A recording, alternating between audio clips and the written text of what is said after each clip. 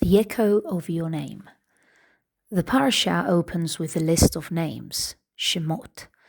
It is a whispered reminder that even when the cold machinery of slavery tries to erase our identity and reduce us to labor, to a useful number in the system, the Torah insists on what the world forgets.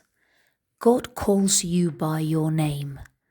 Redemption does not begin with the roar of an army, but with the quiet of one individual who chooses to listen in the middle of the noise and to remember who they are, standing naked in their own truth. At times, life becomes that long desert where we do little more than hear other people's expectations, until suddenly something ignites. It is the bush that burns within us and miraculously does not consume us. The Midrash asks, why did God choose a lowly, thorny bush instead of a majestic cedar?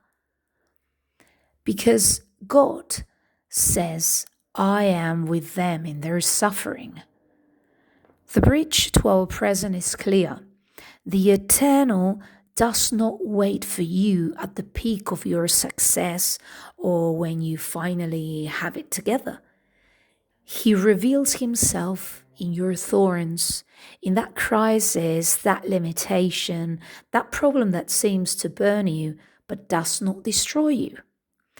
That bush is you when you feel the fire of the trial is too much, yet you discover that there is something within you, a spark, a breath, that the fire cannot consume. It is the relief of realizing that your vulnerability is not a design flaw, but the exact place where the divine has chosen to embrace your story. Standing before that light, the first thing that rises is fear. Excuses appear, like those Moses voiced and that we have all shouted in our own solitude. I have failed before and I will fail again. My soul does not have the shine you're looking for. I am cracked vessel trying to hold an ocean, etc. But the Eternal is not looking for your eloquence or your trophies. He's looking for your transparency. That is why he asks you to remove your sandals. To remove your sandals is to let go of the hardened leather we use to protect ourselves from the world. To lay aside cynicism, armor, and the character we have built so no one will see that we are afraid. It is to step onto the ground of your own life with bare skin, allowing yourself to feel the cold and the heat of every step, because only the one who walks barefoot can sense that the ground beneath their feet is, in truth, holy ground. The purpose of life is not a distant goal you must reach through superhuman effort. It is a rain that falls onto the hot asphalt of your exhaustion. You do not need to be the Moses of statues, but the Moses who stutters and still walks forward.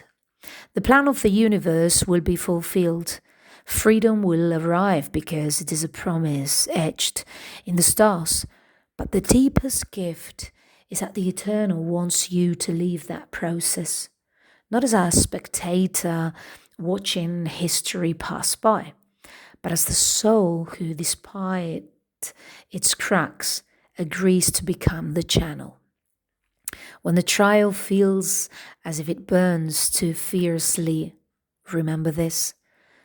That fire is not there to consume you, but to ignite the mission that belongs to you. In the end, purpose is not a destination you arrive at, but the story that is born when you stop running and take responsibility for the only life that only you can live. Shabbat Shalom u'mevorach.